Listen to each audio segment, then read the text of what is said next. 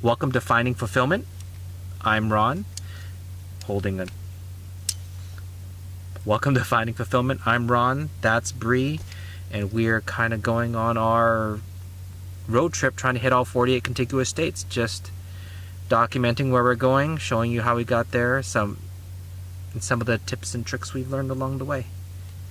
This is kind of a thoughts about the trip so far. We're at about day 11, and most of our time has been spent in big cities. And while there are tons to do in, for example, LA, the city itself isn't laid out to be very inviting. Because there's so many people there, they can charge for things like parking, and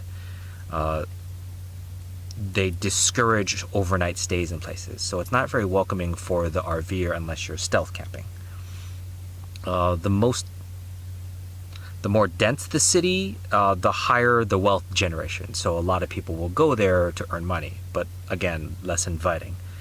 Only paid parking stalls, no loitering, less space to just wander, and nature is boxed up and presented to people for a fee, like an arboreum or a botanical garden. They box nature up and present it in this nice little package. When you're out in national forests, there are less amenities, but everywhere is inviting you to relax, wander, and explore. Walking through the arboreum and seeing names carved on some of the trees was a bit saddening. It's like tagging in bathrooms or graffiti tags on overpasses. For me, it feels like people are trying desperately to leave their mark in the world in the only way they know how. Almost like a silent scream to just remember me. So they try to leave their name somewhere. Honestly, when I think about it, the most appealing part of van life so far is that the world is your patio. The only thing is, when you're in a city, that's also your patio, versus if you're out in nature, it could be a waterfall or a forest that's your patio. So definitely choosing where you are matters a lot. One other thing to remember, that there are always going to be delays. There are going to be setbacks on a road trip. Closed events, cars break down, things are not open on Mondays. Who knew? Or Sundays. Random days, certain businesses won't be open because that's just how they run. Accidents, and it's not going to be a perfectly smooth journey. And when things like that come up, it's not an obstacle, it's part of the journey. So it's one thing I've noticed now that we're in a kind of a small Toyota Sienna is that everything you have to do outside when it's cold or windy, like when they're like on the plains where there's nothing to block the wind, makes it much more difficult. So I can see the appeal of having larger vehicles regardless of the cost in fuel consumption. Some things that, when we look back on it, were really good investments. The Planet Fitness gym membership worked really well. My Free Campsites for an app. iOverlander as an app. And what was the other one that we used that I keep AtlasObscura.com. That has a lot of not so typical things that you would want to visit. If you are a rock hounder or gold panning or any of the like that, Land Matters is a good site where you can look up who owns what land. And if you have like Bureau of Land Management land has much more freedom of recreation than, say, state land. So that's a good thing to look up. The fridge was an excellent investment. A seriously good investment. Definitely worth the money, so that we won't have to get ice over and over again. And it actually holds more because we don't have to store ice. Not really. Anything that we thought was essential, but we just found out we don't use them? Don't overpack. Don't overpack.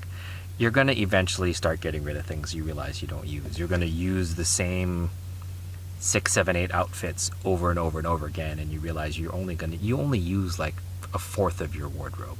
So getting down to that point is going to be difficult, but we'll try to get there. Well, it's not only that. It's when you are used to having this much stuff, you kind of have to be like, oh, do I really want this? Do I need this? How have I used this within the past 6 months? Yeah. No, and I need to get rid of it. Yeah. So It's just the hard part. Yeah, it's definitely getting rid of the stuff that you don't use very often. And the thing to remember when you're starting this journey is that it's okay to change your mind about things. The setup we have now is not like the setup we had when we started. I moved clothes around from the bottom to the top into different places. I'd move spices in different places. I'd move utensils in different places. And that's just to accommodate our normal habits. And as we do that, we make these small changes that make life a little bit easier and a little bit easier until, let's say, maybe a month or two down the road, it becomes much more convenient to do this lifestyle versus kind of the very difficult first few days. So give it some time. Go out there and go on an adventure.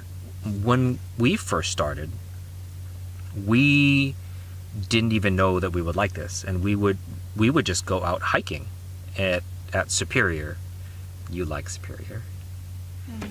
Yeah. So we would go hiking there 2-3 times a week, and that's a 50-mile drive one way. So we're driving 300 miles a week just to go hiking because we liked it. And we found out that because of our habits and because we're minimalistic, we would enjoy this lifestyle anyway, and it wasn't that big of a leap to go from what we naturally do to this kind of van life lifestyle.